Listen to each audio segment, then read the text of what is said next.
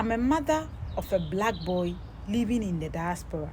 I'll be disappointed in myself and my son if I end up with a white woman.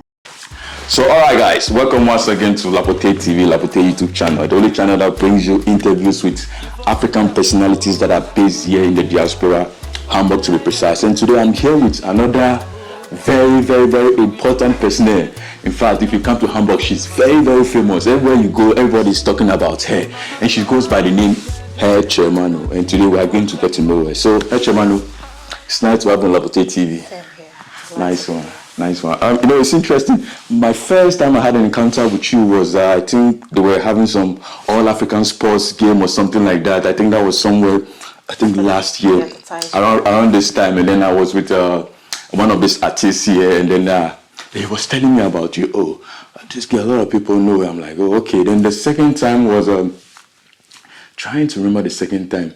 I can't remember the second time, but I think the last one that broke the straw that broke the camel's back was Isaac. Isaac sent me a number. It's like, oh, Lapotee, you really need to interview this girl on your channel. I'm like, okay, because I'm very particular about people I bring on my channel. You understand me? Yeah. So I'm like, okay, if Isaac is reaching out and say I have to have Her Chairmano on my show, then we have to make it possible. And then lo and behold, today you are here. So once again, I want to say welcome. Thank you. Yeah. So tell me, one thing that I always make sure is that anytime someone comes on the show, I want to know about their name. You know, names are very important, like I always say. Back from where I come from in Africa, we even believe that the kind of name you pick can tell how things are going to go with you. So, first of all, let's know, why the name Her Chairmano, and is that your real name? Let's start from there. No, Her Chairmano obviously cannot be my real name. My name is Eunice. Okay. Eunice is my real name. Okay. But you know, the Her Chairmano, I'll say it's a brand. And one thing that a lot of people, I think it's important, is when you are putting yourself out there, you should have a brand, what you stand for. And you should be identified with the brand, and your name plays a role when it comes to branding. So the Her Chairmano, it's more or less like a jacket. I'll call it an alter ego. You know, there are personalities with the same style, like Kobe Bryant was the Black Mamba. That was his alter ego name. Beyonce was Sasha Fierce, and a whole lot of people again now. So mine is the Her Chairmano brand. That means that anytime I swap into the Her Chairmano mood, it means that abstract, I'm going to talk about my personal truth. And then also it's going to go as blunt as I can be, even though polite, I'll employ empathy, respect, and all that. But the truth must surely come out. So yes, the Her Chairmano brand is just a controversial brand that discusses controversial topics on the internet. All right. Well, for me, when I heard the Her Chairmano first, I thought it was Her Chairmano, and I was saying, has she got anything to do with medical? You know? And I'm like, okay, maybe. It's Hey, and I just added the Chairmano. It's something I just decided to put together. Yeah, but there's an alter ego or a personality behind that particular name. Yes. Oh, okay. Aside the fact that you have the name Her Chairmano, and from based on what I know, you are very popular on TikTok. Another thing that I got to know from your previous interviews and stuff like that, you said you are a financial coach. Yes. Let's get to know Eunice. What was it like for you? Were you born here, growing up, that kind of a thing? Let's see. Tell us the steps before you get to where you are. Okay, good. I like the fact that when you going into this topic, you use Eunice because yes, financial advisor. Yes, over there I'm Eunice. Eunice actually good. I wasn't born in Germany. I grew up in Ghana. I went to all my schools in Ghana. I went to Fansaman Girls. Oh, nice. Yeah, then I went to the University of Cape Coast where I did biological sciences. Obviously, those of us from the sciences, we all wanted to be doctors. But at a point, I realized that me being a doctor wouldn't help my personality type because I'm the outgoing type. I want to meet people every day on a more flexible level, spontaneous level. So I had a chance to choose between, university in Ghana, we can choose or major. So I majored in environmental science, where I can go out, meet people, identify problems in the community and all that. After which I did my service with the Accra Metropolitan Assembly, AMA. I worked there for some time, and then I came to Germany as a student. But life happened. I had a son along the way, and I had to do Weiterbildung because my background, environmental science, which is practically you go into an environment, identify problems in that environment, and you try to find solutions or adjustable steps to make life comfortable for everybody in that environment, plants, animals, humans, everybody. So when I came to Germany, I realized that one of the fastest way also to learn the German language is to get into the people, get to know people, get to meet people. So I did NGO. I took the NGO train because obviously you don't speak German, so who would want to hire you and pay you money? Of course. Good. So I did some NGO work with Diakonia. I worked with Top Africa as well. And then in my dealing with these NGOs, which was usually problems people bring to the table, or problems people are encountering here in Germany, I realized that most of the problems are directly linked to finances. I realized that because they don't have their finances in order, because the money issue, how money really works in Germany, how insurances really works in Germany, it was a problem. So it made a lot of other problems generate from that particular factor of money. And you know that most of us travel overseas. One of our important goals is for greener pastures, which money to a large extent plays a very important role in our day-to-day life. You agree with me? We are living in a capitalist world. So it doesn't matter your belief system, as much as you believe money is not everything, yes, but at least money is something. That's why Kanye West once said that money is not everything, but the lack of money is everything. Yeah, so I realized that how do I bring solution to this particular problem, because we can't be working, breaking our backs, working extra time, but at the end of the day we are always broke. So I talked to a couple of people and I realized that there are also people in Germany having a fantastic life who are not working too much. They are not breaking their back for the money, but they are okay. So it was education, financial literacy. So I did my Weiterbildung with the Deutsche Vermögensberatung. And now I'm practicing as a financial coach or advisor here for generally people living in Germany. Okay. All right, guys. So like I keep saying, this is the LapoteeTV, Lapotee YouTube channel. This is the only channel where we interview African personalities. So if you know anybody who is here an African and say she's herself or is herself, she's rich, and she's not come to this channel here to be interviewed, you have to know it's a question mark. So still here with Eunice. You know, it's interesting. Someone who wanted to study doctor, now you are trying to help people manage their finances, you know, and someone will ask, if not for the situation of like you said, maybe you moved from Ghana, maybe you'd have still be doing that. How does someone who wanted to go into doctor now doing financial stuff? But we'll get to that. You know, it's very interesting. The reason why I wanted to ask you, I asked you to give us the background of yourself, because, you know, here in the diaspora, let's take Germany for instance, because of the language, it's impossible for most Africans who come from Africa that have got their own profession, or maybe studied, to be able to fight their way up the ladder and get there. You know, you end up getting Africans, someone who studied in the university in Africa, come to the diaspora, Germany, because of language barrier, and they are working in hotels and cleaning floor and stuff like that. Not to say there's something wrong with that, but the problem is by the time people are able to get themselves in their position, they realize that time is fast spent. You understand me? What time do you want to continue school here before you want to do that kind of job you do? And that has caused a lot of limitation. But you are an exception. You came in the same way and you've been able to fight your way to the top. Let me find out, what are some of the challenges you encountered? Because we all know that it's not that easy. Of course. Yeah. Okay, one of the challenges, obviously, the language. It's a problem for everybody. Even as I'm sitting here, there's no way, I always say that we cannot speak like a native. Like the kids born here, we can't speak like them. But the most important thing is we should believe, first of all, in ourselves. Everything is possible. As you said, there's nothing, I personally believe nothing is easy in this world. Even, as you said, those of us from Africa, even with our degrees in Africa, it was difficult to get a job. A lot of people migrate here because of lack of job opportunities back home. So what makes you think that it will be easier in a country that you don't even speak the language well? And then, of course, we should expect that level of difficulty. But as I said, believe in yourself, believe in hard work, because one thing I realized is that people will treat you how you present yourself to the world. You need to build resistance, especially in Germany. You know, Akala, I always say, doesn't really do the bargain for us on the market to a larger extent.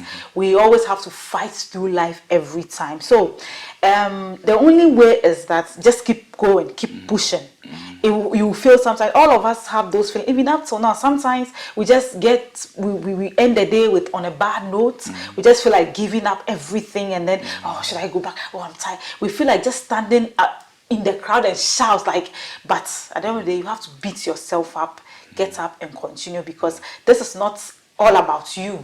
It's about what you represent. It's about the race. It's about us as Black people or Africans living in the diaspora, and also the kids that we have here. Because if we don't have a representation for them also up there, and we tell them, yes, you can make it at home, they need to see people like them who are doing it. So yes, this is it's difficult, yes, but everything is possible. Yeah. All right, guys, you can hear I'm still here with the lady Eunice, and like I said, she said for you to get there, you need to beat yourself to the top. It's not easy, but you have to put in the work. This particular topic is very important to me, you know, because I know a lot of people can relate to it, especially people that are coming from Africa to settle in the diaspora. So can we say, or can we attribute you getting to where you are now because of how you came into the system as a student? You know, most Africans come here, some of us come here through various means. Some people even come here just a 1 week visa. And if you come to a country where you have just 1 week visa and everything is back, by the time you're able to get yourself on the feet, something that you would have taken 1 year or 2 years to achieve, you realize that it has taken you 10 years. Yeah. Would you say it's because of the means through you came, coming as a student, that was what aided you? Yeah, nah, I don't think so. I don't believe that. I believe you prepare for an opportunity, and then if you don't get it, fine. But if the opportunity comes and you're not prepared, then it's your loss. It's not about how I got it. I always say this: if we climb a tree, some of the people will use a ladder to get down. Others will just need to fall, boom, on the ground. At the end of the day, we are all down here. We are all here. It doesn't matter how you got here. We are all here.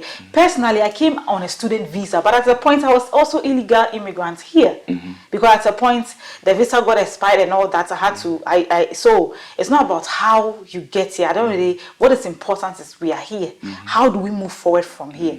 One of the things that I think personally helped me was my social circle. I always say this: one of the strongest currency you can have living in the diaspora is your social currency. When I say social currency, I mean people you know.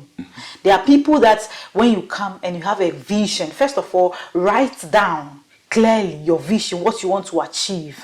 Because, you know, the Bible also said, Habakkuk something. He said, write your goals, your dreams, write it and make it bold so that you can see. Now, if you have those visions, those goals, it will be easier to identify people who can lead you to your goals. I always say, one person like Desmond, I worked with Top Afrique, and I'm still doing work, I'm working with them as well alongside. He was one of the people that really encouraged me. He helped me. He also paved a lot of positive attributes and way for me as well. So social circle is very important. Working with Top Afrique, I met a lot of Africans, even the role models. It was there at a point I thought, maybe in Germany, all of us would just have to have babies and be mothers and just forget about everything. But I realized that in my dealings with Top Afrique and during the social work time, I realized, oh, we have Ghanaian doctors here. Oh, we have people who are lawyers, we have engineers. Oh, then it's possible. And sometimes you ask them, oh no, me, I came in when I was 8 years old. I came when I was 18. That was when I said, fine, okay, fine. At the end of the day, last we can all be something here. So let's focus on the goal. So yes, my social circle is what's paved, I would think, changed my mindset. And even though I had my goals and everything on, but at a point I couldn't see through it wasn't clear, it was blurry, but the people around me always gave me hope. And some of them, once in a while, they would throw in certain opportunities. There's a job messer here, go there. Oh, Eunice, like, you know, so yeah, so it's not about how you come in, but how you are able to settle in. After you've settled, what else? That is more important than I don't know if you're out here. Yeah, all right, guys, you just heard it. It's not about how you come in, it's about how you decide to get yourself settled, the people you mingle with. But Eunice, still on the matter.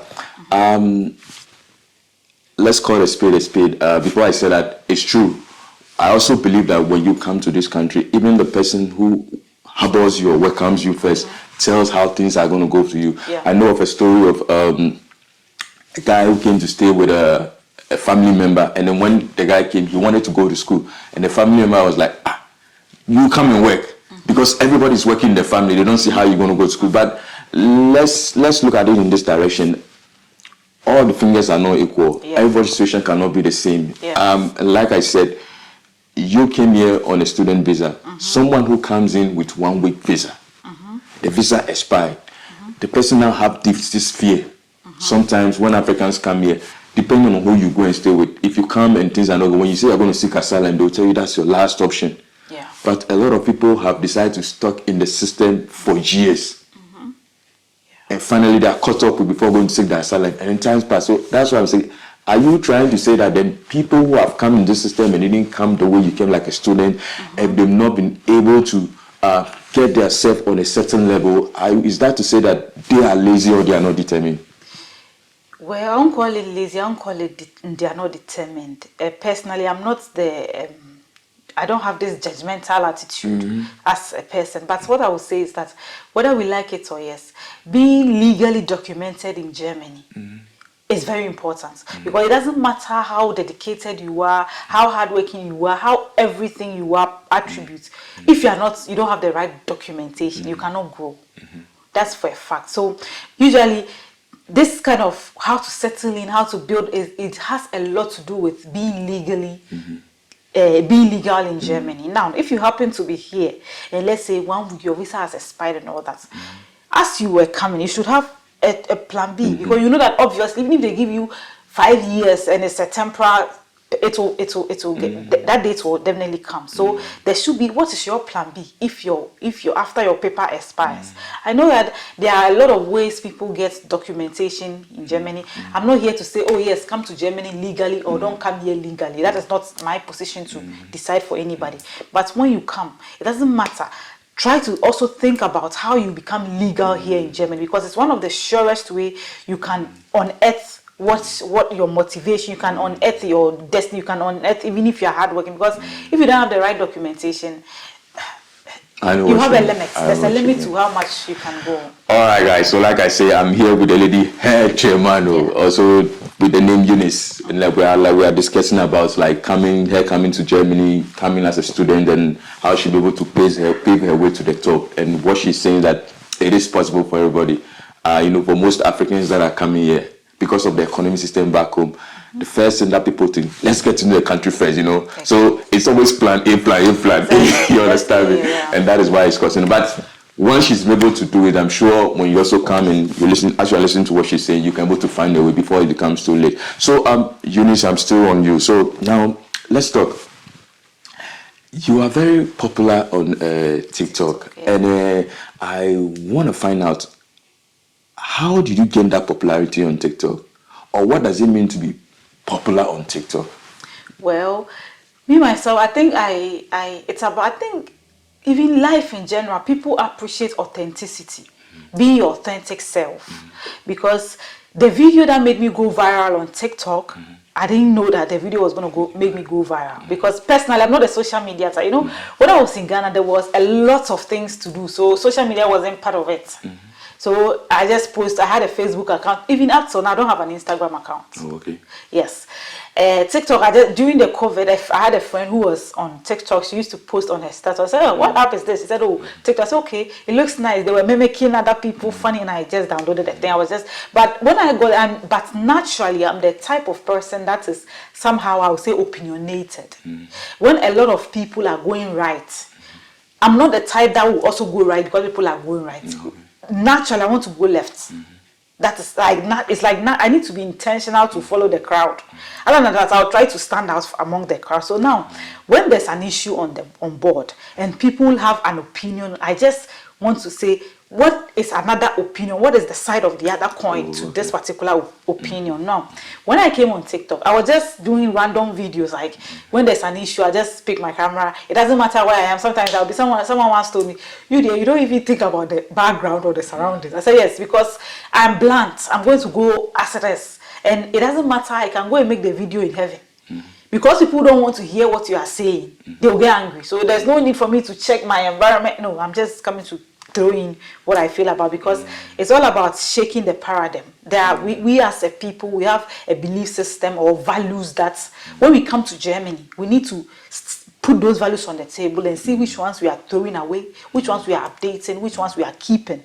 Now, when I came during my social work meeting with, I realized that if I want to be a Ghanaian, a typical living legend here, as I call us, it will be difficult to be successful. Oh, okay. Because you need to be able to adjust, adapt, assimilate yourself and all that into the system. So I made a video one time. It was about MPP Akufo-Addo, our president, and then he went to Canada.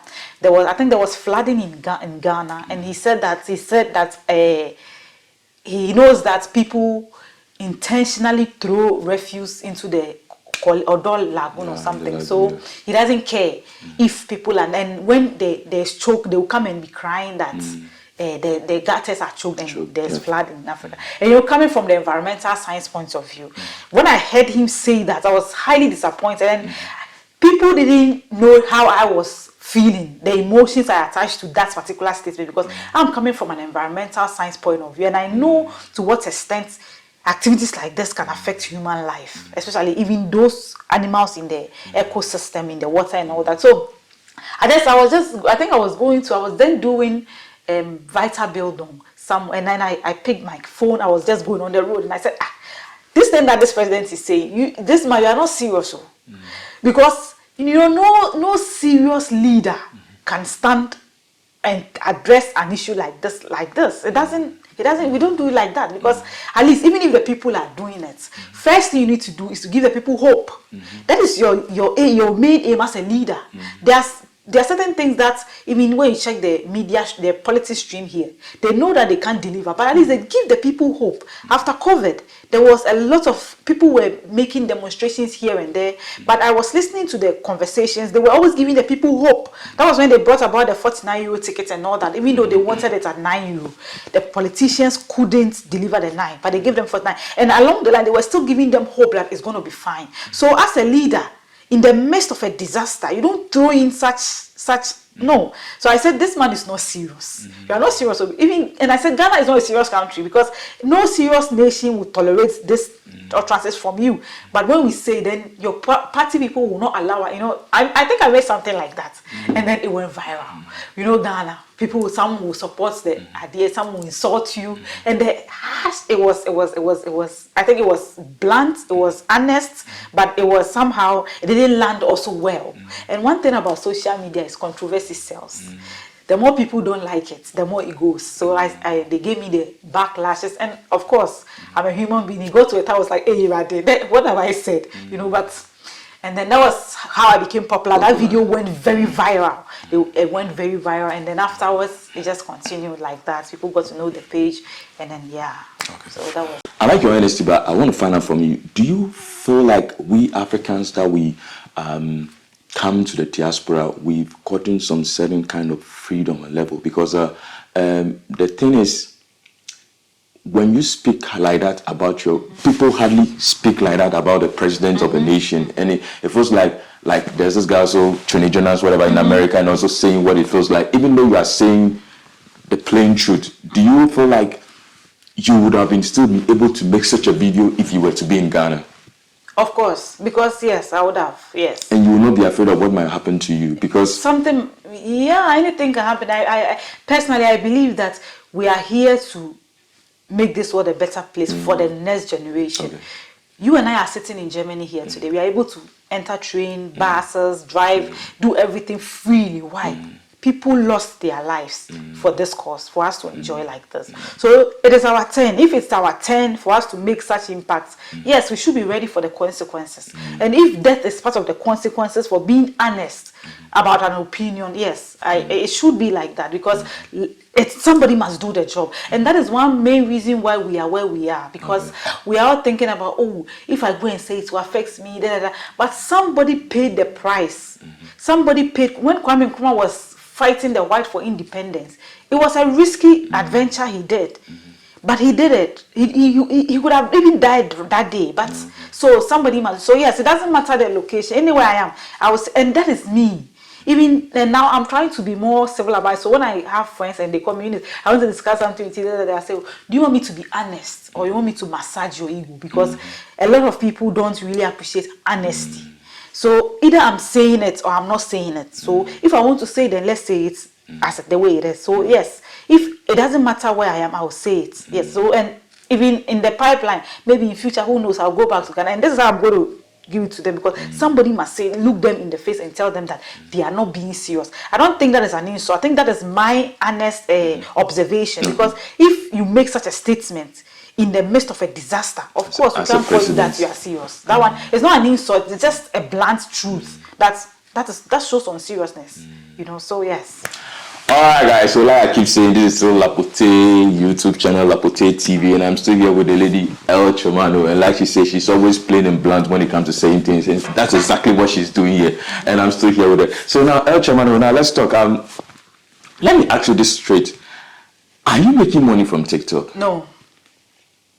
You know, a whole lot of people are there and they are saying that they are making money on TikTok, and looking at the way you are so popular on TikTok and the number of followers that you have, and the kind of content that you are putting out there, that's why I want to find out, because I myself, I was there and I was making sense book, I was making content. I'm like, okay, these contents are real, and I'm like, where is the money that they say they're making on TikTok? So I said, I'm waiting for the day I'll know somebody one-on-one, and then the person will tell me that they are making money, then I know they are making money. But what advantages, or what will you say TikTok has, how has TikTok helped you being popular on TikTok? How has it helped you? Oh, personally, I think that, okay, first of all, I will say that I'm the wrong person to ask about money on social media, because you know, it's about having your goals, what you want. I believe that I define success differently. Some people link their success directly to money, but I don't. So on social media, I came to educate, inform, and entertain, not to enrich myself. I believe that when I'm successful with all those things, I'm able to change the community, the mindset of, because if you look at my TikTok handle, there are certain topics I address. It's controversial. It shakes the paradigm. It shakes the subconscious, what people have been used to over the years. Now, if I put money on first, it means that there are a lot of things I cannot say, because the people will not like what you're about to say. So for me to be able to say and shake what people already believe, that I think is not helping us as a community, money is not the first thing on my agenda. And you can see, even when it comes to use of filter, I don't use those. I'm just there, I deliver the message, and I want them to focus on the message, not anything. Same way, I believe that I can be distracted if I want to go and look for money. No. So money, personally, is not something that I'm looking for on social media like that. Even I don't have, people always say, Eunice, get a YouTube channel. Get a YouTube channel. After now, I don't even have a YouTube channel. I don't have, because it's something that I think that if I'm successful with this social media stance, fame, something, money is a bonus, this thing. And as I said, social currency is very important. One of the advantages I've gained from being popular is that it has also increased my social network. As I'm sitting here with you right now, a lot of people are also, I meet a lot of people, they meet me in town, and oh, Her Chairmano, yeah, hey, then they greet me, all those things. Sometimes it's also good for my ego as a person, because the fact that you are walking in town and people are able to identify, someone tell, oh, I like you, you continue, God bless you.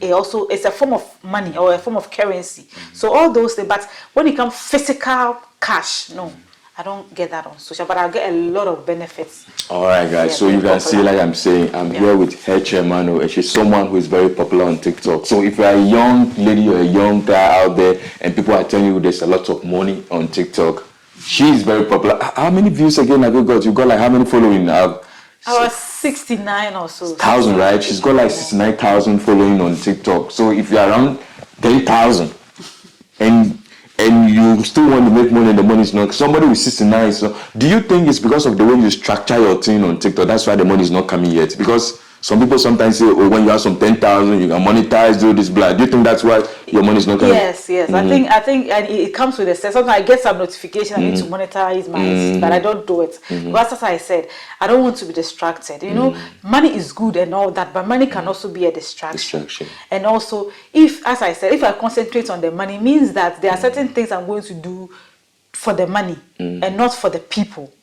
And I am the people person. I'm the type of person that I will appreciate somebody saying, Eunice, thank you, I'm grateful, than somebody giving me money. Yeah, so So that's why I think it's time. I just want to give myself time to. But sometimes when I join people's live, they give me some coin, they give me money which is in my account, but I don't even know how to download that digital money into physical money yet. Yes. So All right, so I want to talk about your videos that you make on TikTok. I stumbled across 1 or 2 or 3 of your videos, and I wanted to talk about it. Yes, it's Majority of women, one that you are talking about.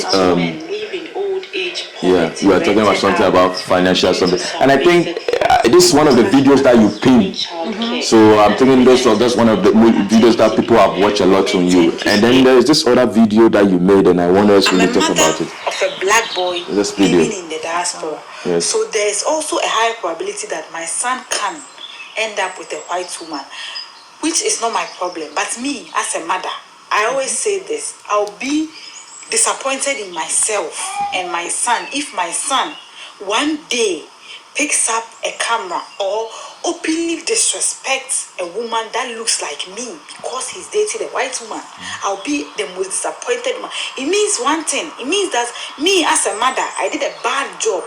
It means that I couldn't represent my race. I couldn't represent the black queens well in my son's life. So as to the way these guys are behaving, openly disrespecting us as women, no, sometimes I don't blame them. That's why I try to exercise the best form of diplomacy, not to attack them personally, but rather ask myself, say, which kind of women train these men for them to have this kind of thoughts? Say, Africa, why? Okay, good. So even though we've established the fact that you are someone who likes to speak her mind, and I believe I just want to find out what prompted you or probed you into making such this particular video. actually, yes, this particular video, you can see, to your story, it was coming directly from my soul, I would say. You have emotion, right? Yeah, now, because if you check social media, there's this gender war going on here and there, and there. The men are saying, women, you know, that kind of thing. But in addressing those things, or in the midst of these things, we have a lot of our men, black men, actually, Ghanaian men, let's stay to the Ghana thing, attacking the black women, like directly, you know. And it's something that, yes, you can disagree together, we can do, but there's a certain limit of things that, or certain utterances that when you make, it's a reflection of how the women in your life represented us in your life. Now, I always say this: I have a son. He's 5. As I said, he's 5 years. Of course, he's open to date or marry anybody he wants, but I'll be disappointed if my son, as I said, disrespects somebody like me. And one of the most common things you see on social media is people disrespecting black men, especially single mothers. Women that are raising kids that looks like them. These men can on the internet and then come and say, hey, you are in Germany, all you do is give birth, disrespecting women that are training boys and girls that looks like them. That means that in a nutshell, they are disrespecting people they will hand over to. So what is the problem? This is not normal. We can't call this normal. When we flip the coin to their male counterparts who are from other races, you can see when they pick the camera, there are single mothers also in their community who said the single mother system of protection they give, they made it for black people. No. Single Germans are also single mothers. They are also German single mothers here in this country. So the system was for them. So when you go to their side, they rather throw in the support towel to their women who are single mothers. We know it's not easy. You are doing the job of 2 people. So what is the difference? Why are we angry? Why is it like that? You know, it's interesting. The reason why I asked you this video is because I stumbled upon it. I think that was yesterday. Okay. I'm like, oh, okay, we really need to address this. You know, there's always 2 sides to every situation, to a matter. And you are somebody like you say you are blunt and honest and plain something I want to talk about it. But I believe there are times as a human being when you are doing things, your emotional get the best part of you. And you just said it, you were emotional when you did this video. And the reason why I'm talking about this video is so, like you said, coming from Africa, we know when you are a woman and you have a child and you are a single mother, people label you as born one. Yeah. And because of that, if an African person is having a child and she's born one, she's mute. she's not that loud. I don't know if things have changed, but she's not that loud in the way she's doing things. But if we look at the European system here, they don't want anybody to be stranded. So they try to give as much opportunities as they can for single mothers. But it looks like the African women that are coming here with kids are trying to take advantage of that situation. You understand me? We even hear to the extent that sometimes some women go as far as driving their husbands away or their men away from the house just because of the support they are going to receive. So I believe when someone also comes online and share their thoughts, what they are thinking, if it's not from a place of emotion, sometimes it's also something that they put in. That's what I'm saying. There's always two sides. Something can be right and something can be wrong. Of course. You understand Of me? course, it's a free world. Everybody must share their opinions. Just like the way you took to social media and you were lambasting the president. Exactly. And today that's making you popular right now. Exactly. Yes. But you can, you can do it. But I call something. That's why I said in addressing issues, you have to also employ empathy in it, because let's define even the single motherhood kind of thing. Two grown adults decided to have unprotected sex, and they got a product from that act, and that product is a child. It doesn't matter what the two of that. We are not going whether the woman has bad attitude, the man has bad attitude. The fact is that both adults didn't do due diligence, making sure that you, the man, you are responsible to choose a woman you can stay with and take care of your child. You didn't do that due diligence. When the woman don't respect, why didn't you see that she doesn't respect? Why did you make unprotected sex with her when you know that, So now the product is here. Why don't you focus on the product? Treat the child like a business. But rather, one person can get up and say, me, I'm leaving. I don't want you, don't respect, I'm going and leave the product with you. The person who is staying and taking care, making sure that the product is okay, is rather being ridiculed. Is being victimized. That is not fair. I've never heard born one man before. And one thing that people don't know, in Germany today, if you want to see a man with one baby mama, it's one of the difficult things to see in Germany here. It means the person just came in Germany. See, it's a JJC. Those who have lived in Germany for more years, most of them, about if not 99% of them, they have some even have 9 baby mamas. And now you want to say that it's the women that are the problem. No. When something is a common denominator, we can't say that it's it's the men. We can't say, because why are they having multiple baby mamas? You meet men, they have 4 baby mamas. So 4 women are bad. That means your selection is bad. And because of your bad selection, you are making women pay for your bad selection. You understand? So my point is that, yes, they have the right to say whatever they want to say, but in doing that, they don't have the right to victimize and make those women feel bad for staying and taking care of the kids. They don't need to do that. Now, you mentioned the fact that they sack the men from the home. One thing I always say is that that's what they say, literally. But the question is, in Germany, there are laws in Germany. It will be difficult for a woman to just get up and sack you from a house that you are sharing with her, if you are not abusing her physically and all that. The fact is that most of the men are not, the government don't know that even you, this man, you are in this house. Because you don't have your armor down here. Now, and these are areas that when I go, people catch emotions and they say, nah. But we have to say it as it is. When an Indian is going to the German or a social system, the man holds the woman's hand and the woman holds the kid's hand. They enter as a family. The man is the head of the family. People should not get it twisted. Even in Germany recognizes the man as head of every family. So if you and me, we are married and we have kids and we are going to the social system, there's no way the government will bypass you and give me money. There's no way the government will bypass you and put only my name on the door. No, it doesn't work like that. The fact is that the men push the women and the kids to the government and they are at the background. Now, when you do that, automatically, you are giving out your authority as a man. Women submit to authority. We cannot submit to equality. Equality means we are equal like this, pay. And when that happens, you, the man, it's wrong to start with. We are starting on a wrong note. So, if the two of us, even if the government is taking care of the household and we are together, there's no way I can get up one morning and say, leave my house or leave the house. No, I will not do that. But the fact that you have given and the government is taking care of everything, it means that nobody can serve 2 masters.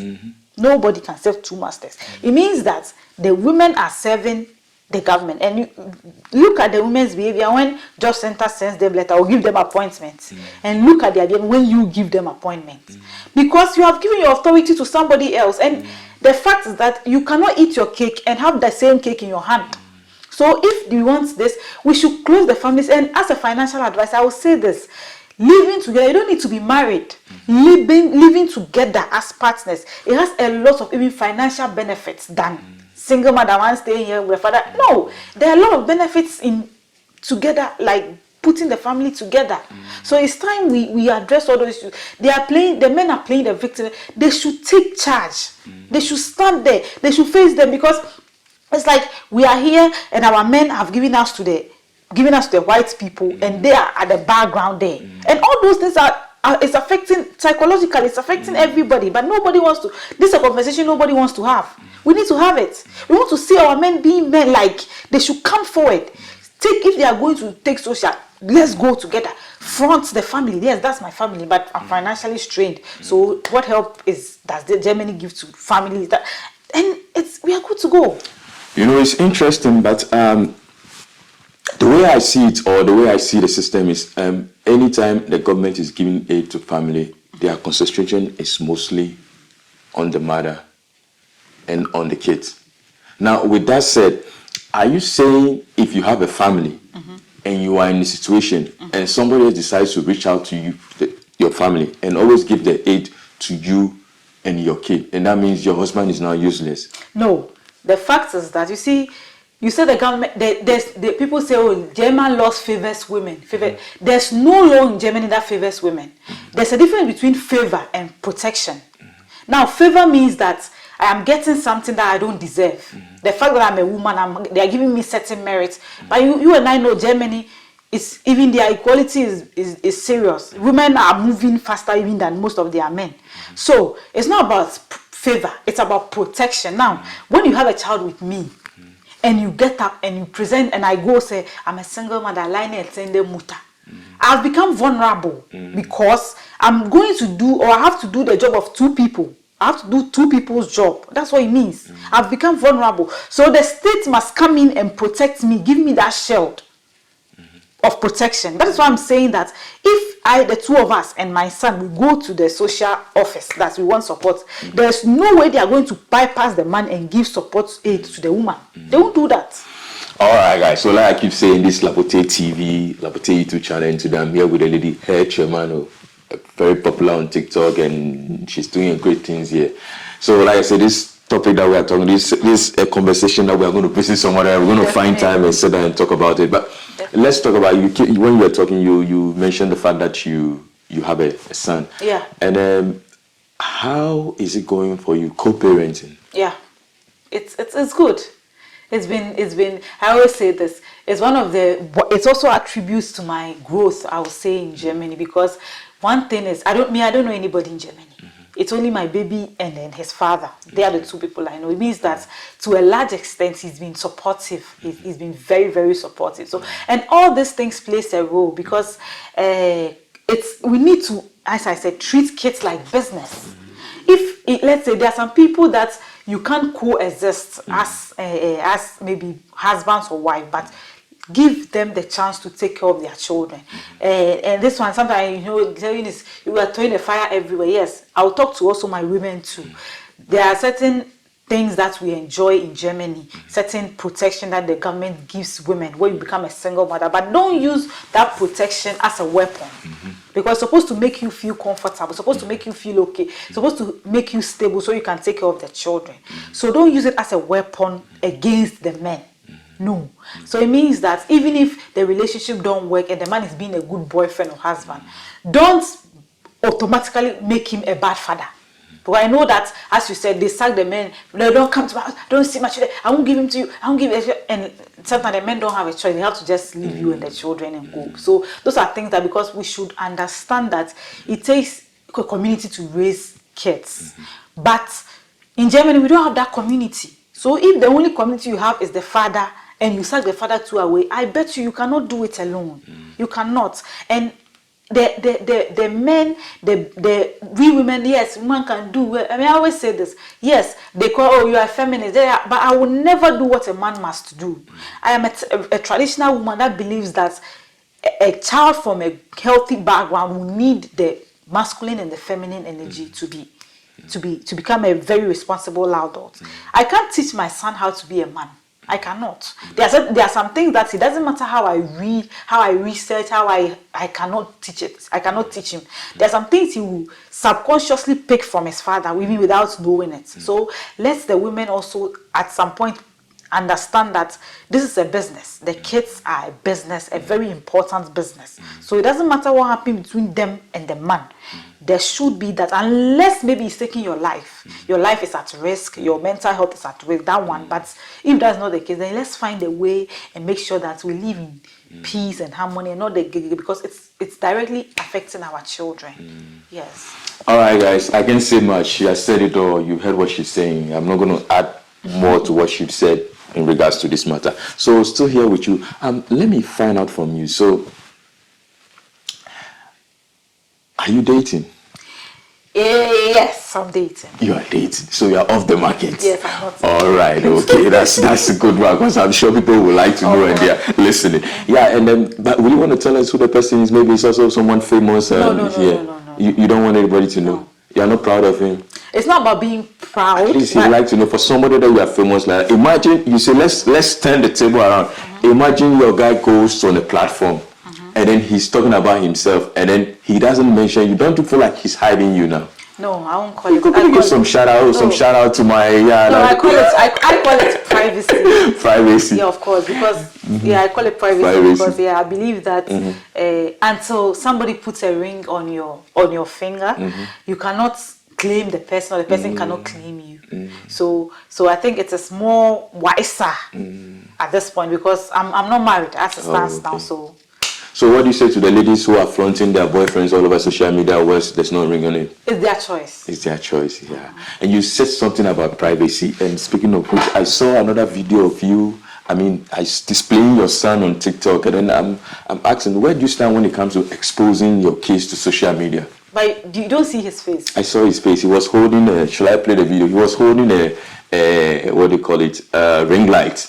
Okay, but you saw his hair, right? We saw him. It was two videos. I saw the first one that he was dancing. You try your best to get his face out of the screen, but I saw this other one, like, this is the boy holding. So I just wanted to know. You saw his hair, right? I saw his face. Yeah, because my son, I will show the video today. Yeah, sure. I will show you later today. I don't want people to see his face like, this is my son, because he also has privacy. If he grows up and wants to be there. So I do a lot of, I don't know if you've also seen that part of my TikTok. I do a lot of child development videos.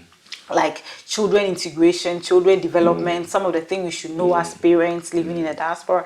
Most often I don't bring his face. I don't want him to. But to other people who shows their kids' face there, I think I always say that it's their choice. It's their children. They know what's best for them. It means that the more you expose the child's face, you should also increase your security and awareness on that child. Because the internet is so big. There are a lot of people, a lot of things going on there.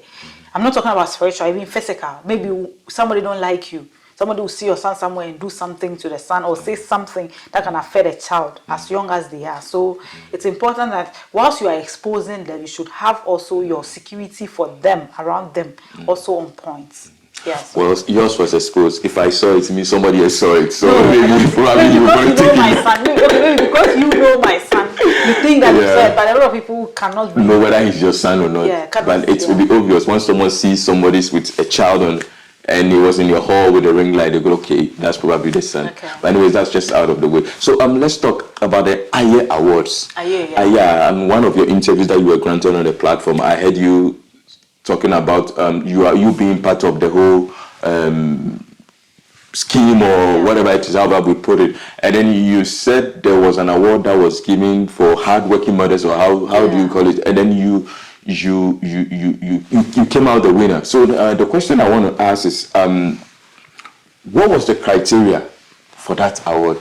Okay, the criteria was women doing exceptional for their children. Like, not even exceptional, like it was an open slot, you apply, and then you try to write. Let your child write what makes you the best mom of the year, kind of. So you just have to send those things to the board, and then they will select you, and I came out the winner. So it's nothing really. It's about the fact that I have a 5-year-old son who is I put a lot of energy, effort, and everything in his development. I'm very peculiar when it comes to him. I'm very intentional. I'll use that word, intentional, because I believe that African boy born in Germany and all that, no, there's a lot of things I have to do. I and his dad actually, we are doing this actually hand in hand. I don't want to present I would say, I said representation is very important. That means that the way my child sees me is important. It will form how he sees even black women in general, women as a whole in general, how his mother behaves. So I do a lot of things with him. Personally, my son, he can read now. He can read. He started reading when he was 4 years, thereabouts. He can do a lot of this. So those and in all those, I like building memories, because I believe that it will get to a time in our life that he will need to leave home, and I will need to really hang on to memories. So I make a lot of videos. So those are some of the videos I presented. Videos, sometimes we'll be baking, we'll be making stories, we'll be playing, dance, those activities that. And then he also made a video for me. My mommy is the best mama in the world. Why? Because my mommy cook for me. I mean, teach me how to write. And yes, I think that one caught their attention. And then, yeah, I know you are doing a fantastic job when it comes to that, like you said. But then here's what I understand. You are part of an organization, and they are organizing an award scheme.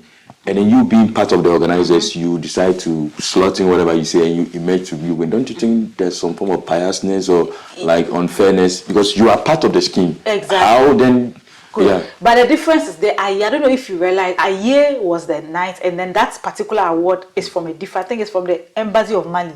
From the Mali Embassy. And that is their own way of supporting that African Youth Education Award. So their slots, they are responsible for everything around it. We are responsible for the students who wins award, who qualifies to be in the category. But that award is coming from outside. So I don't know if you heard that night, the woman said that a lot of people didn't really vouch that year for that particular side, or they wasn't popular enough. But there were also people on it. So that award is a separate thing that Aye had nothing to do with. Yeah. I would like to take this opportunity to reach out to whoever the organizer of the Aye Award and It's all those things. Yeah, I know it's Mr. Desmond, but there's a whole team. I believe one of the ways to go far these days, we are doing this thing to take advantage of the media. Of course. You understand it? And I feel like there's a lot of things going on in the African community, but we are just stuck in one place. And I posted something on my status about monopolization. Even if you are doing Aye Award or whatever, and you have a media, I believe it's good to also appear on other platforms. There's other African platforms here, because if you're on your platforms, it means your people are watching you. If the idea is for us, we want to grow or we want to cut across places or want to expand, I think there's a need for always also, when we're doing something, go on other platforms. Then it spreads. So I just want to use this chance to say that. So now, let's come to you being a financial coach. We've gone round and round. Now we can't use one day obviously talk about a lot, but as a financial coach, what are some of the duties that you perform? Generally, financial awareness, financial literacy, in the sense that, I don't know if you agree with me, money is not taught in school, how to handle money. So it is common to see a lawyer, a doctor, anybody being rich, started well, and then along the line, they get broke, even money to buy food. It's a problem, becomes a problem. Those are examples that are common in our communities. Maybe your uncle, even your father could have started, well, my father was rich, then all of a sudden, your father, yes. So how money works is very important. You need to really want to acquire that skill. And then again, living in Germany, this is a different system. Money works different in Germany. In Ghana, we don't have insurances. Most African countries, we don't use insurances. But in Germany, it is insurances that will protect you. The Germans call it the guardian angel. Because when something happens to you, unaware, life catches you by surprise. That's why people say, oh, these Germans, they don't believe in God. One of their gods is the insurance. Because so let's say you are sleeping and fire here. It is insurance. You get up, you just take pictures, take it to the insurance company. They will lodge you in a hotel until they get this room to this side, the same way for you. Then you move in. That is the work of God. So insurances are guardian angels, but which ones exactly? There are 1,001 things here in Germany. As you said, one thing Germany have done is monopoly. They've avoided monopoly kind of markets. So even when it comes to food, we have Lidl, Rewe, Audi, Lidl, Penny, the prices are not the same. The same with the financial institution. There are a lot of banks in Germany, a lot of insurance companies in Germany, a lot of everything in Germany. Which ones are the best in the system? The language is a problem. Sometimes people sign contract, they don't even understand how it works. So we are there to help people build those literature and then also make the best of choice when it comes to using the financial systems. I mean, people, they have maybe the Krankenkasse. I said, why do you choose this company? He said, yes, I don't know. I'm just on it. And they are not the same. The services are not the same. Others perform better than others. The ratings are there, but because we don't have that literacy, we just take what is available. And at the end of the day, we become I would say that a lot of the telecom companies, they make a lot of money out of us.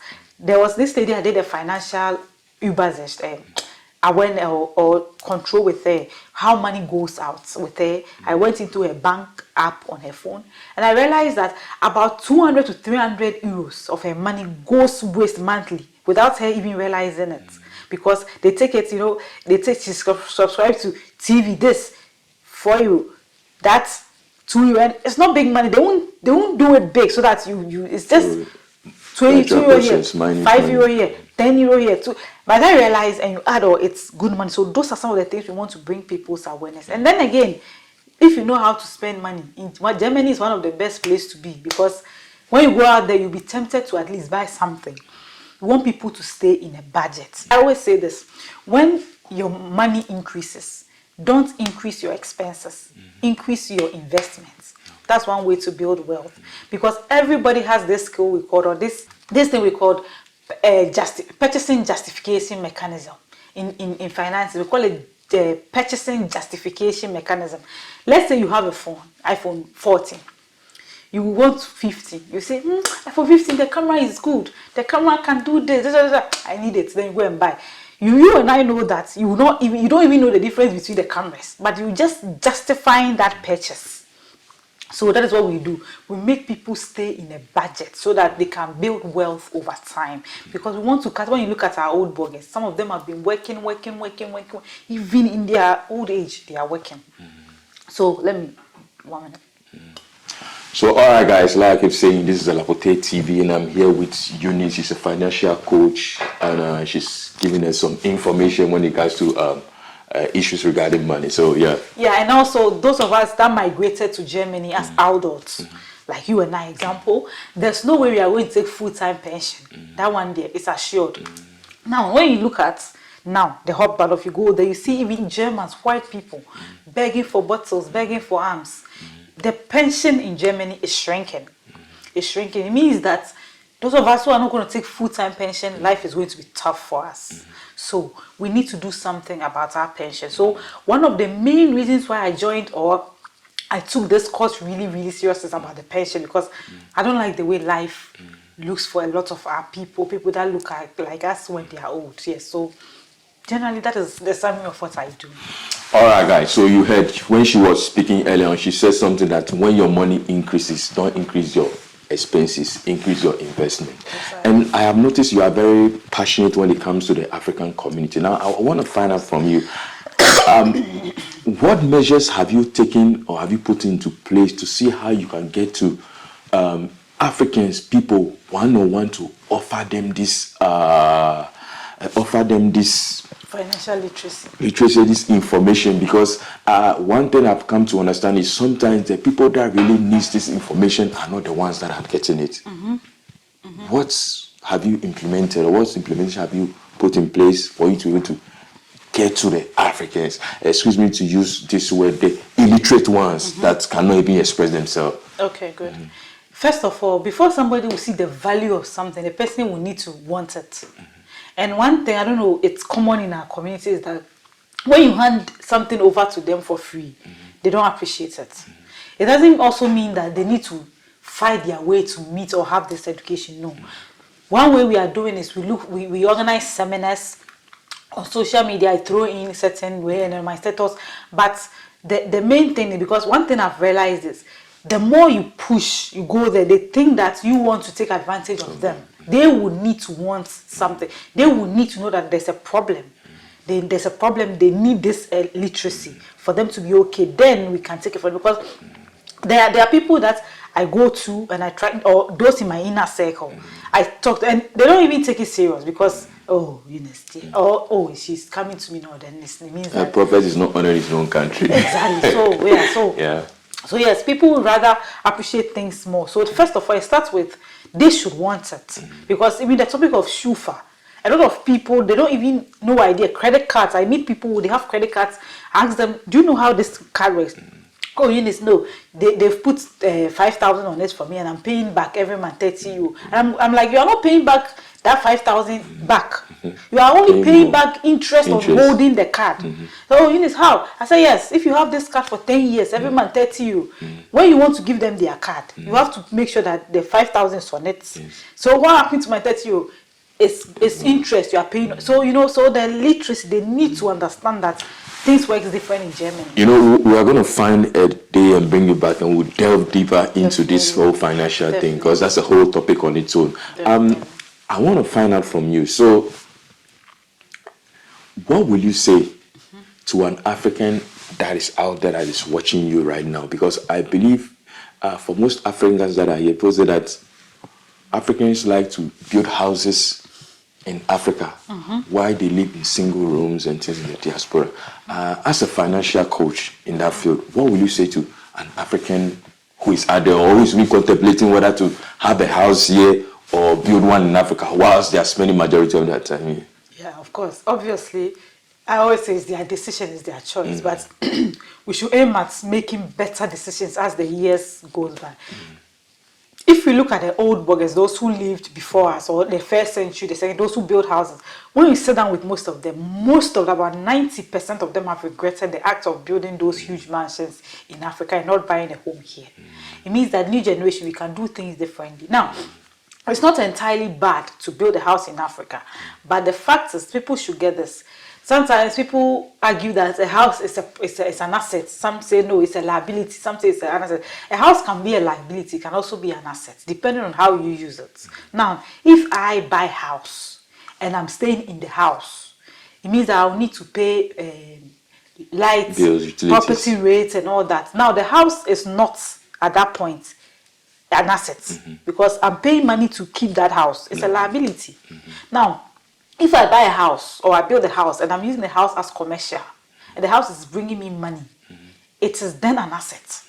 So anything that you do that is not putting money in your pocket, but rather it's taking money out of your pocket to maintain it, that thing, you can't call that thing an asset. It's like having a phone. You can't call a phone an asset, because you need to buy credits, put credits on it, unless you're using the phone for social media or something that is giving you money in return. So buying a house in Africa is good. But also here, even if you buy it here and you're using it like maybe you have 2-bedroom house and you give it out for rent, that one, you are making money out of it. But when you also start and then you buy a house and you stay in the house, you need to pay mortgage rates around the house and all that. And that one, it's also taking money out of your pockets. You understand? So it's more or less like increasing your lifestyle after you've made some money. So we always advise people, especially the young ones who can buy a house, buy your first house, use it as business, rent it out, because it will be easier to generate more income, and buy a second one, then you can stay in it, because you need to be building wealth over time. And Germany tax returns, when you build a house, you give it out for rent, it's business. So you do tax returns, you make some money. So those are some of the strategies that comes with the house issue. But I think that is their own decisions. If they want to build a house in Africa, fine. But they should understand that it will be difficult for them to get even the money they put in the house. They might never get it. And money, I always say, is currency. Money must move. It's from the word currency, current. Current moves from one point to the other.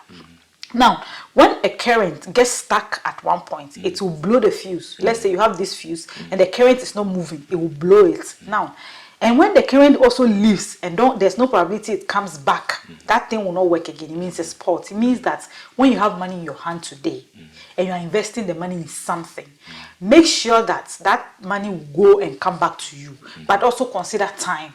What time will the thing come back to you? Because if you put your money in, if you have money here, euros, you take it to Africa to go and build house. When will you get that money used in building the house, convert it to euros, bring it back here? The money will already lose its value. And a lot of people say, oh, I'm building a house to put out on rent in Ghana.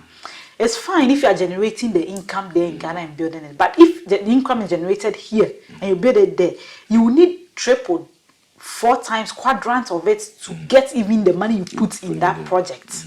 So it's dicey. So these are things that we look at the financial situation. As I said, we don't give just what I'm saying here is generic. It will apply to some people it will not. So depending on the person's goal, the person's vision, what the person wants to attain, we give advice. So we do one-on-one consultation for free, one-on-one consultation, and then we talk to them. We try to find out what is their goal, what do they want to achieve with this particular financial decision or financial process, and then we know, okay, let's give the person A, B, or C. Yes. So if you ask me, that's what I would say about building a home in Africa or getting it here in Germany. Okay, Yeah. that's good. You know, most people, like I'm think you've explained, most people sometimes do this because they want to retire into the house. But then again, like you said, it depends on their reasons. Yeah. Let me ask you this question.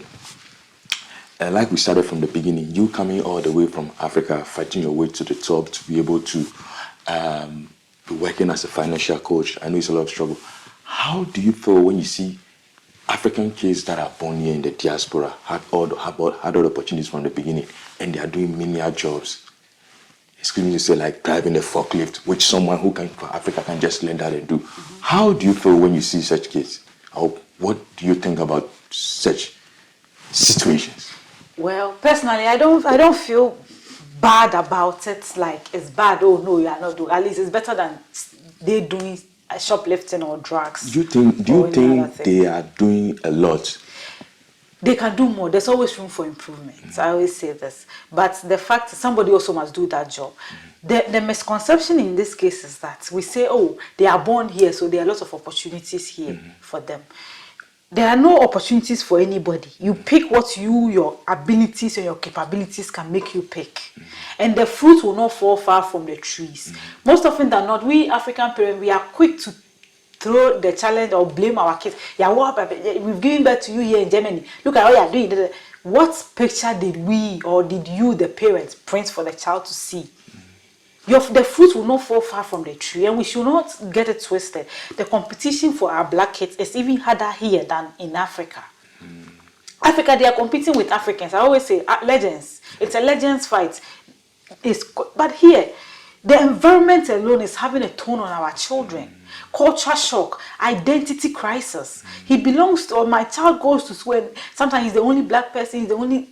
All those things are psychologically, it will affect them academically. So it's not about, we should rather change the story, like what can we do as parents, because a lot of parents have left everything for the German system. I always say this, you think Germans are praying that they will wake up one day and a black child is the Bürgermeister of Germany? No. If it doesn't matter how liberated, how they are, that is not one of their, they will never be, not a lot of people will be happy about that thing, even though maybe some will be, but those who will be genuinely happy about that will not be many. That means that we as parents, as black people, as a community, it is our responsibility to make sure that we take it on from there. But I think now a lot of kids are doing better. We parents, since the parents are now getting into the system, because we don't have control over the system yet. That means that we will need to teach our children how to integrate into the German system. And we don't have the control. So we should, it is from us. That is reflecting in our children. So if you want to really bring or change the narrative or the dynamics, we should rather have the awareness or the awareness first. It doesn't matter if you are doing cleaning, you are doing any job you are doing. Talk to your children. I hear people on the internet say, oh, every job is job. In Germany, every work is work. Every work. And I told somebody, you see, this kind of comments you pass around your kids To you, you think, oh, it's nothing, but it is affecting, it is working, it will stay in their subconscious. So they will think that if they go to school and they do the thing, they can't pass, they should leave it, they will get job. I don't know. But tell them that if they don't want to do the job you are doing, one of their surest way, education is not the only way. They can do good house dons and all that. But I always say this: one of the surest way, the charcoal seller's son. One of the surest way, the illegal immigrants, and one of the surest way, people looking like this can sit on the same table and debate ideas, challenge authority, is through education. It's one of the surest way, through education. So we, the parents, we should get this thing into our kids' head that it is one of the surest way. If along the line the child cannot go upper, then he can do something. But we too, we need our kids to be in the executive body. We too, it's time. And now I think a lot of people are going. We have a lot of our black kids who are going into politics, which I think that it's also because we shouldn't also downplay the fact that systemic putting they intentionally somehow unconsciously put our kids down there. Because last time I went to my son is going to Esther class this year. The first school we went to for 4. It was supposed to start 4 school this year. So we went to the class, the meeting with the teacher. He was examining my son, and then my son did so, and then he said, no, when they take my son to 4 school, it's going to disturb him because it's like he's advanced. He's going to be bored and he's going to disturb the class. So we should let him go to Esther class. And I said, why not? I said, okay, so in January we should come for them to examine him. A different teacher will do that. Now when we got there, I was there, his dad was there. The woman did everything with the child. My son did well. And then the woman was like, how did we do? I said, no, I helped me. I said, okay, but the child has done so well. She's surprised. And I'm like, why are you surprised? They said, because looking at him, and I said, okay, you were not expecting him to be able to do it. Or so, no. And I said, so if you were expecting, you do this examination with people who are kids who are starting first class. Why are you surprised that my son was able to do it? Why should you be surprised? That means that, does it mean that you have certain expectation of people looking like him? That means when it gets to people like us, the bar, the expectation should be low. The bar, you bring the bar down or what? He said, oh no, that's not the point. I said, okay, no problem. And I didn't let him go to that school. I didn't let him go to that school because that is also one way. Sometimes if you are not, they'll say, oh, it's okay. If your child gets an average, oh, it's okay. Because they are expecting that. That is what. So we, the parents, it's us. We need to start the thing and not blame the children because we are their coaches. So wherever they end, we cannot blame only. Of course, some of them are naughty and all that, but wherever they end, we should know that we also contributed a factor to where they've gotten to. I have this thing that I always said: if you really want change to happen, you really need to be where the decision is being made. Exactly. You need to be where the decision is being taken. So I want to use this opportunity to also reach out to all African kids that are in the diaspora. Take it upon yourself that there is a job given to you. If you see the way things are going with Africans and you don't like it, try and find yourself in positions whereby you can make the change. And like we are discussing too, I don't know, but my channel is open to every African who is in the diaspora and is doing something and want to come and sit down and talk about it. Because sometimes when we sit down and talk about these things, it helps the other kids coming. You understand me? Like I say, a friend of mine came from the States and was like, it's hardly do you see an African person here in Hamburg walking out, dressed good, like looking good. You only find, most of us either in the kitchen, working, when you go to a restaurant. You see, it's hardly do you go to posh restaurant and see an African person come sit down, eat some good food. They are the ones who are coming to serve you, which there's nothing wrong with that. So it's the narrative and we can change this. Yeah. So if more people are doing good out there and you come on the platform, it helps the younger generation that is coming like, oh yeah, just like what it is in America when Obama became the first black president. So that's one of the reasons why we do some of these interviews. So just before we exit, so I want to find out from you, what is your affiliation with other African communities or other people in the African communities that are doing big things? Because recently I attended some women's meeting in Photopia, and one of this lady was on it, Irene from the SPD party was there, and this other girl, Krista Yobo, who is trying to stand to be voted into power, to be voted for this coming June. But then I didn't see you. I see the likes of people like what's the name, Dr. Amma, and then other people. So I believe if we really want to create something, it is not just we doing something individually.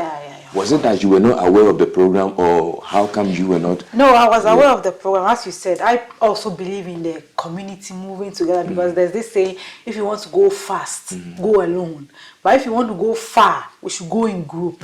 So I said, there are also majority of Africans or Ghanaians or Africans in general living in Germany, even we can say are not doing well. But we also have some that are doing very well.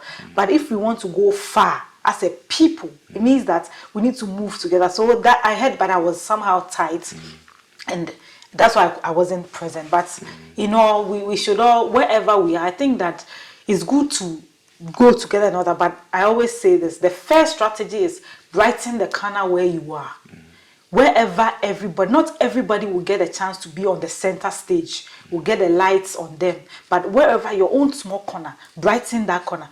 Where is the corner? Even in your house, represent the black people, represent us well in front of your children, at least so that they can also carry that further. So it's yes, those who are out there is good and all that. And when it comes to the politics, German politics, well, you know, their dynamic is a little bit not like our own, what we have in Ghana. So on the political front, I'm not too active because I'm not too familiar with their techniques and all that. But even though I follow it keenly and I learn a lot of picking one or two things in the line, but I'm also supporting them. Irene is my big sister. Yeah. So. All right, guys. So I'm not gonna say much. Like I said, we can always use one day to talk about everything. Exactly. Today I'm here with the Her Chairmano.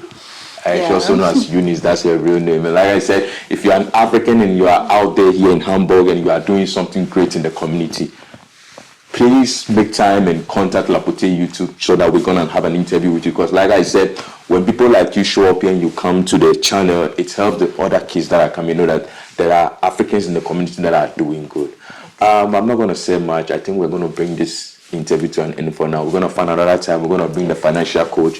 We're going to delve deeper into financial issues here in Germany, so far as has got to the African community. So, Eunice, once again, I want to say thanks for coming on the show. You're welcome. Okay, thanks for having me.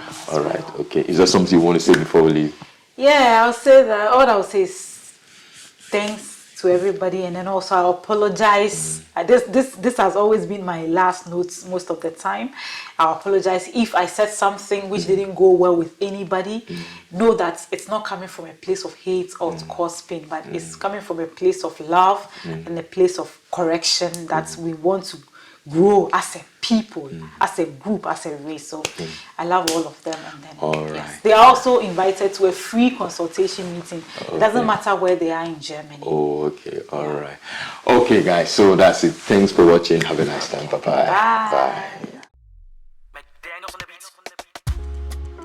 Yeah, you Lapote, Lapote, Lapote. You for watch a move.